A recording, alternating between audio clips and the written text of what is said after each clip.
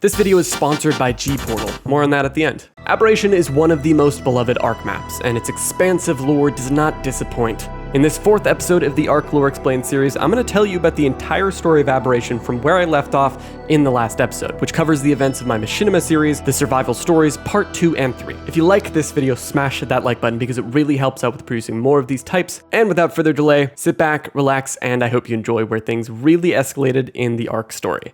After Helena and Rockwell ascended to Aberration from the Scorched Earth Hall of History, they were originally split up. Rockwell took note of the fascinating caverns and potential of vast quantities of Edmundium that were then just within his reach. It did not take long for Helena and Rockwell to find each other, and they survived, making small camps and fending off what Helena referred to as flying squid bat murder monsters. Eventually, the two were caught off guard and fled from a pack of seekers that nearly tore them to shreds. But before they could, a woman in glowing tech armor interrupted the attack and obliterated the creatures. This woman was none other than Mei-Yin. Helena was ecstatic from seeing someone she knew in such an unfamiliar place, but Rockwell was furious. If you recall, he thought of Mei-Yin as a barbarian woman. Her clear mastery of tech armor, element-infused equipment, made Rockwell especially pissed. Mei-Yin introduced Helena and Rockwell to the tech tribe at a small outpost, and this got Rockwell's attention, big time. Helena was curious too, but she was especially fascinated by the people, and how they were from the future of her own time. The tech tribe took them back to their main base, and Rockwell and Helena were shown around the city. Rockwell immediately took to advanced technology and was enthralled by the villagers' laboratory, where he began to study their tools. Elsewhere, when some of the villagers took Helena to the portal, the gateway project they'd been working on, she suddenly remembered what had happened with Raya and Nosti back on Scorched Earth, frantically telling the tech tribe to halt progress in the device because the obelisks of the station could destroy them. Her pleas made it through to the tribe, and Diana Alteris, one who had particular influence, listened intently. The tribe agreed to halt progress for the time being, to be safe. After experimenting with charge in the villager's laboratory, Rockwell himself traveled to the Gateway Project and thought it was rather bizarre, considering he didn't understand how they could possibly want to leave this ARK, one with so much potential for power he saw through the presence of Edmundium. Rockwell continued to manipulate and persuade the tech tribe, and especially Diana, to see to his every whim for that ultimate goal. Meanwhile, Helena and some of the others were still focused on the Gateway Project, and they decided to send a trio out to investigate the obelisks for their potential danger, while looking for solutions to the issue. Helena needed to learn how to use the tech armor the others wore to survive, the surface and all that. So, after lots of training and tripping over herself like a drunken dodo, Helena, Mei-Yin, and Santiago embarked on a trip to the surface. This is when Helena started to become familiar with Santiago, who at this point was established in the tech tribe as one of their main engineers. While Helena was worried about leaving Rockwell alone, especially given how obsessed and engrossed he was in the element, they had a mission to see through. Needless to say, this was perhaps one of the single most important mistakes Helena made that caused ripple effects for many years to come. Now this is where Helena and Rockwell split up, but both continue their notes. I'm going to cover one at a time, starting with Rockwell. After convincing Diana and some of the others to take him to the deep caverns where element ran in abundance, Rockwell's mind raced with ideas. He collected multiple samples and returned to the city. The villagers had become worried with the amount of time he had spent with the substance, explaining how dangerous it was. This enraged Rockwell further, making him more paranoid that they might try and take it from him.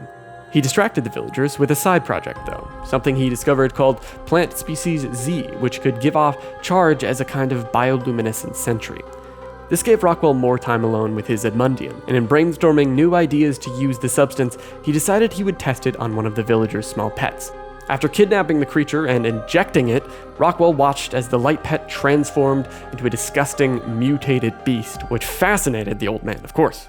Diana found the horrific scene and put the creature out of its misery, scolding Rockwell afterwards. At this point, Rockwell understood how to convert solid element into a liquid form that he could use for purposes like what he had done to the light pet. In a desperate attempt for power, control, science, but most of all, godhood, Rockwell began injecting himself with the element. The rest of the tribe somehow didn't take notice of this, and like many of you have commented, somehow didn't lock him up. So, therefore, after cutting off the blood supply to his arm and transforming the limb into a disgusting element-infused noodle, he was ready. Rockwell took a big old batch of Edmundium and shot it up like the addict that he was. On this glorious day, I ascend.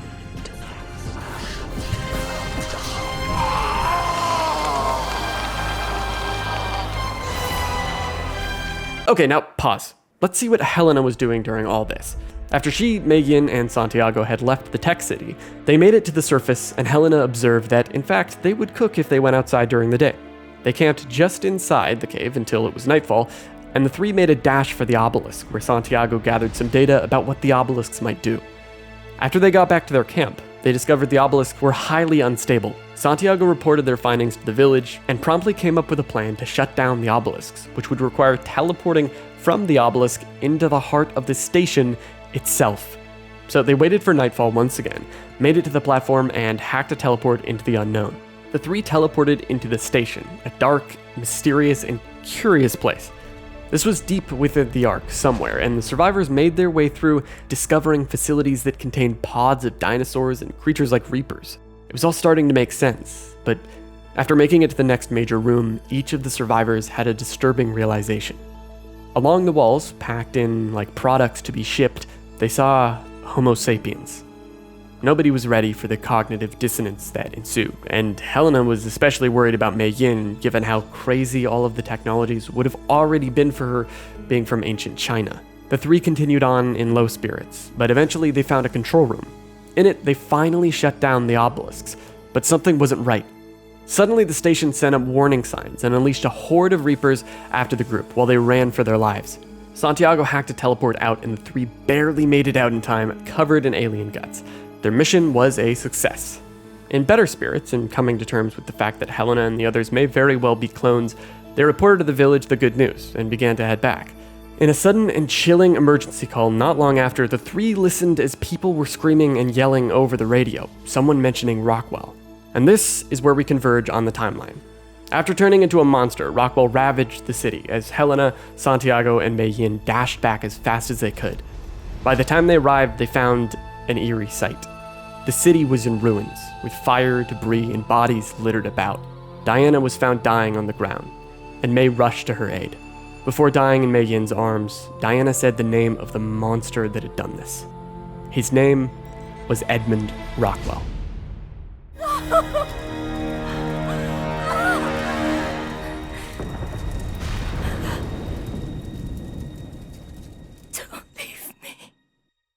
After Diana died in Mei's arms, the warrior became unresponsive. She took every weapon and able-bodied tame they had and rushed after Rockwell, filled with a rage Helena had never seen before.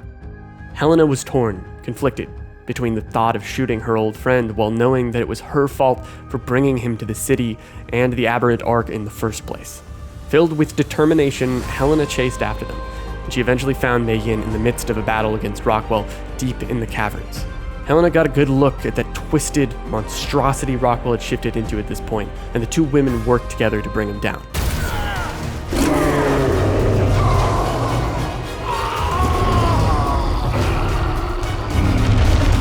In his fury, Rockwell created a hole in the cavern floor.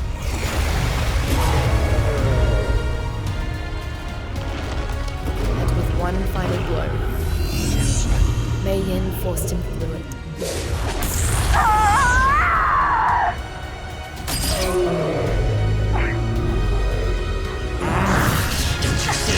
Without me, there is no future.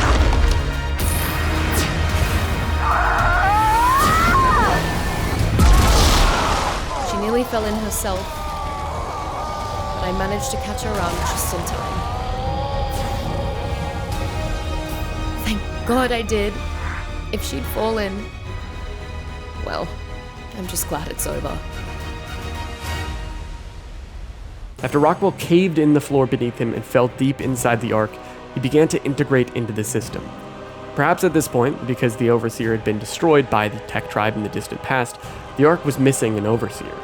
From Rockwell's integration with the Ark, he became the new Overseer, either fully replacing it or integrating with anything left behind of its controls or personality. Rockwell remained trapped within the station for many years, able to feel everything within it, every creature, including humans, that lived within the Ark. Exhausted, Mei-Yin and Helena made it back to the destroyed city, still in shock and clearly traumatized from everything that had happened. Helena apologized to the man Rockwell once was, a final goodbye to her old friend in one of her last notes on Aberration. Santiago and the others began working on finishing the Gateway project, since at that point, the obelisks were not a direct threat. Helena wanted to stay behind, feeling like she didn't deserve to go with them, but Mei-Yin insisted that they stick together, saying that she'd already lost too much. With Helena deciding to stay with the group, those in the tech tribe who were still alive after the massacre finished the Gateway project and set their sights on their destination, Earth. No casualties or unexpected complications, but the target location was off by 8.93 meters. I wish I could correct it. Long after the tech tribe left Aberration and beamed themselves onto the extinct Earth, a new group of survivors awoke on the abandoned station. These are called the graduate students, which means they were around the ages of 22 and older. Hell yeah! There are 6 separate graduate students, and to ensure this part of the story doesn't drone on too long, I'm going to do a little lore speedrun. This is graduate student Sky. They have one Explorer note, and in it they talk about how they had a trippy dream in a place that is a direct reference to the terrible asset flip of a game, ARK VR. Sky decided that Aberration 2 was a dream, and they promptly jumped off a cliff to their death. It really sets the stage for the common theme of death for the rest of the graduate students. The other 5 are actually connected, where one after another they each died usually a horrible death, leaving the next one with some kind of lesson to take on. These include Rusty, Emilia, Boris, Trent, and Imamu. It started with the Kentucky-born Rusty Stafford, where over time he became very paranoid, and while him and Boris were out scouting, he fell off the ledge and was immobilized. Boris killed him, and ate him. Then Emilia Mueller became the main character. She was a timid and socially anxious person who always seemed to feel like she was a burden on the group. Eventually she sacrificed herself to save the group from a pack of nameless that, if not for her actions, may have killed the others too. From there, Boris picked up the torch, but he quickly became obsessed with exploring the depths and heard whispers and noises in his head from who he called the Master, which eventually compelled him to betray the others and go off on his own to find more artifacts, which eventually led him to his death by something as typical as a pack of Ravagers. Next, Trent, which is basically ARK's own scout from TF2, grass grows, birds fly, sun shines, and brother, I have a laser gun! decided to continue the mission Boris had, since Imamu, the smartest of the group, thought it was the best course of action, though they were a little bit more careful. The two of them found the abandoned tech city that had been left behind by the past characters, and found freaking laser guns! Teamwork and freaking lasers, baby! While searching for the artifacts, Trent got Reaper impregnated and had his own little baby. You should know how this goes by now.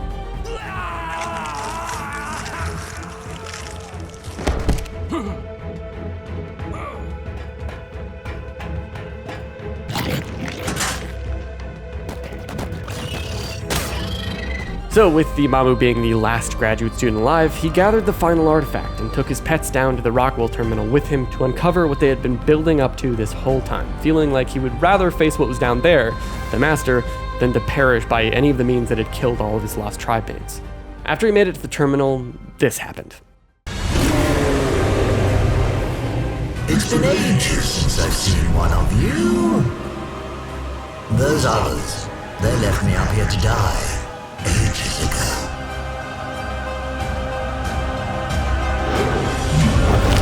Abandon hope! Somehow, Imamu wrote an entire entry in his note and drew this cool illustration while evading Rockwell, an impressive feat of its own, until he got crushed.